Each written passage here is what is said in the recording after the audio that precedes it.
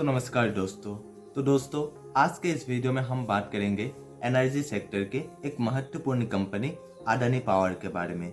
इस वीडियो में हम इस कंपनी के फाइनेंशियल्स के साथ साथ फंडामेंटल्स को भी एनालाइज करेंगे, जिससे आपको एक आइडिया मिल सकेगा कि आपको इस कंपनी में इन्वेस्ट करना चाहिए या फिर नहीं। तो चलिए बिना वक्त गवाए आज के इस वीडियो को शुरू करते हैं।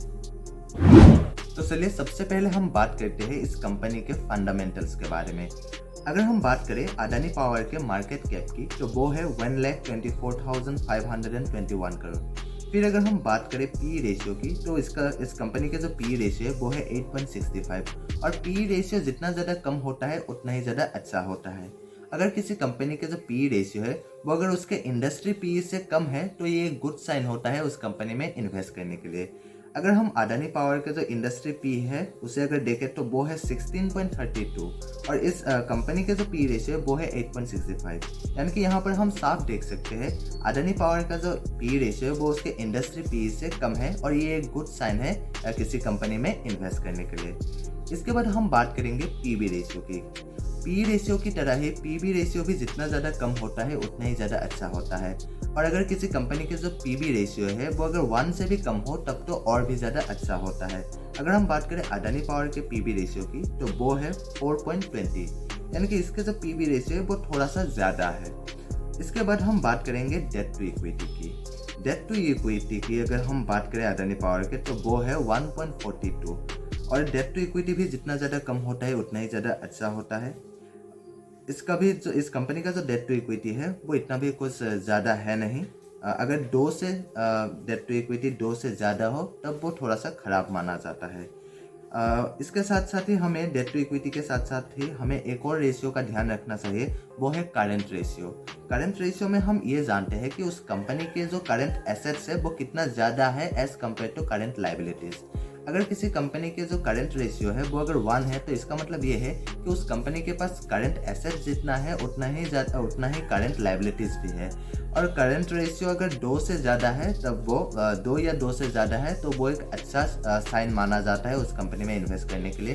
पर अगर किसी कंपनी के करंट रेशियो 1 से कम हो तो वो एक खराब माना जाता है, क्योंकि अगर करंट रेशियो 1 से भी कम हो तो फ्यूचर में कंपनी को कुछ प्रॉब्लम्स का सामना करना पड़ सकता है। तो अगर हम बात करें अडानी पावर के करंट रेशियो की, तो वो है 1.07, यानी कि अडानी पावर के पास करंट एसेट्स थोड़ा सा ही सही पर ज़्यादा है as compare to current liabilities. फिर हमें एक और रेशियो का ध्यान रखना चाहिए, वो है पेग रेशियो। पेग रेशियो अगर किसी कंपनी का 1 से भी कम हो तो इसका मतलब ये है कि उस कंपनी का जो शेयर है वो सस्ता है। तो अगर हम बात करें अडानी पावर के पेग रेशियो की, तो वो है 0.18, यानी कि 1 से कम है इस कंपनी के पेग रेशियो, यानी कि इस कंपनी का जो शेयर है वो सस्ता है। फिर हम बात करेंगे आरओई की। आरओई यानी कि रिटर्न ऑन इक्विटी। अगर हम बात करें अडानी पावर के आरओई की, तो वो है 44.61%। आरओई के साथ साथ ही हमें एक और रेशियो का ध्यान रखना चाहिए, जो है आरओसी। आरओसी यानी कि रिटर्न ऑन कैपिटल एम्प्लॉय। इसका अगर बात करें अडानी पावर के आरओसी की, तो वो है 15.8%, और इसका जो आरओई है वो है 44.61%। आरओई और आरओसी में थोड़ा सा डिफरेंस होता है। आरओई जो है वो सिर्फ इक्विटी के ऊपर अप्लाई होता है, और आरओसी जो है वो इक्विटी के साथ साथ डेट के ऊपर भी अप्लाई होता है।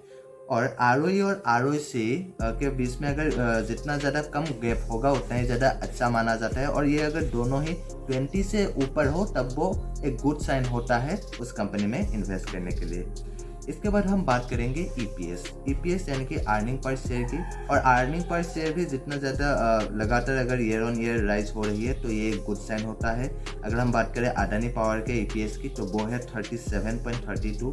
फिर हम बात करते हैं डिविडेंड यील्ड की, पर इस कंपनी का जो डिविडेंड यील्ड है अभी नहीं दिया गया है, और डिविडेंड यील्ड भी जितना ज़्यादा होता है उतना ही ज़्यादा अच्छा होता है उस कंपनी में इन्वेस्ट करने के लिए, क्योंकि अगर किसी कंपनी का जो डिविडेंड यील्ड है वो अगर ज़्यादा है तो इसका मतलब ये है कि वो कंपनी आपको आगे भी एक अच्छी खासी डिविडेंड पे कर सकती है।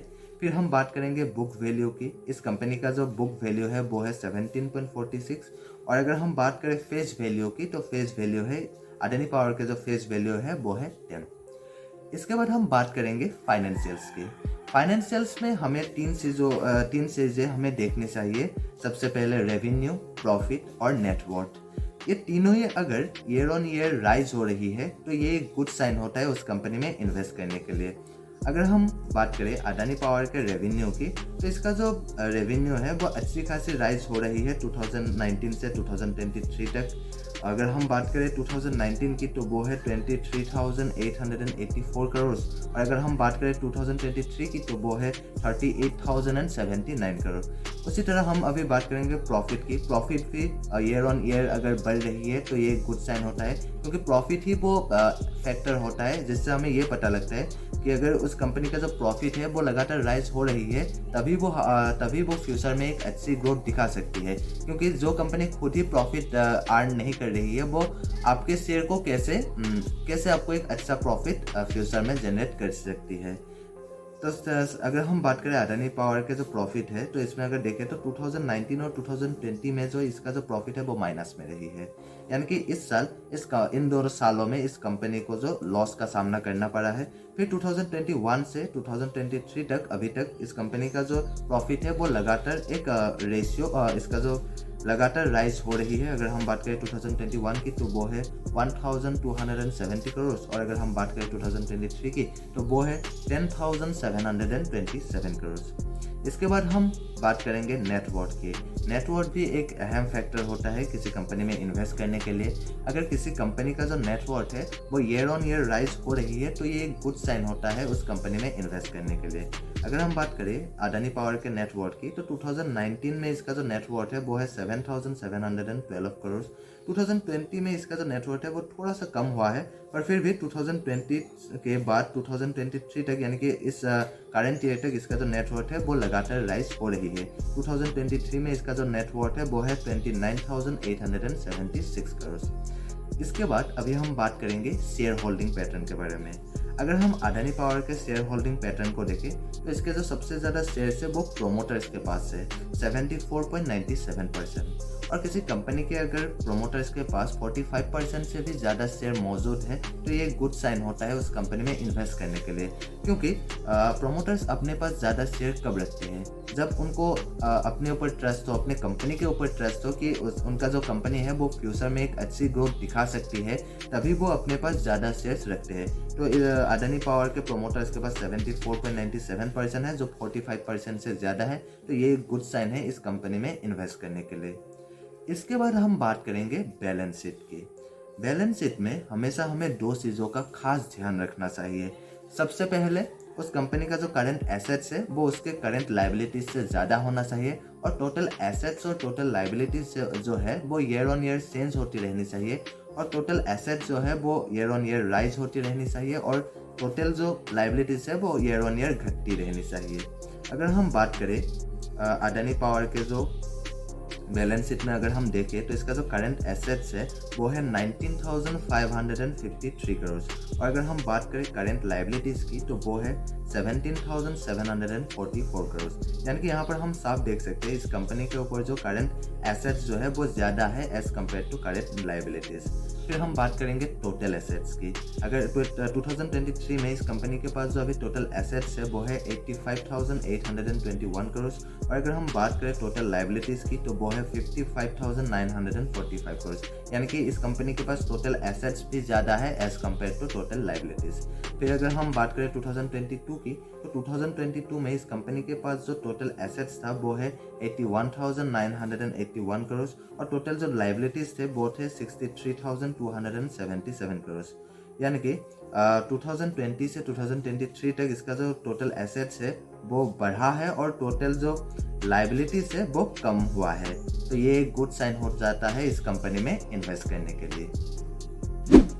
तो दोस्तों आज के लिए बस इतना ही, और अगर आपको ये वीडियो पसंद आया तो प्लीज़ लाइक करिए, और अगर आप इस चैनल पे नए हैं तो प्लीज़ सब्सक्राइब भी कर दीजिए, और अगर आप मुझे इंस्टाग्राम में फॉलो करना चाहते हैं तो लिंक डिस्क्रिप्शन में दिया गया है। और हाँ, ये वीडियो जो है ये सिर्फ एजुकेशनल पर्पज़ के लिए बनाया गया है, और किसी भी स्टॉक्स में इन्वेस्ट करने से पहले खुद से रिसर्च ज़रूर करिएगा।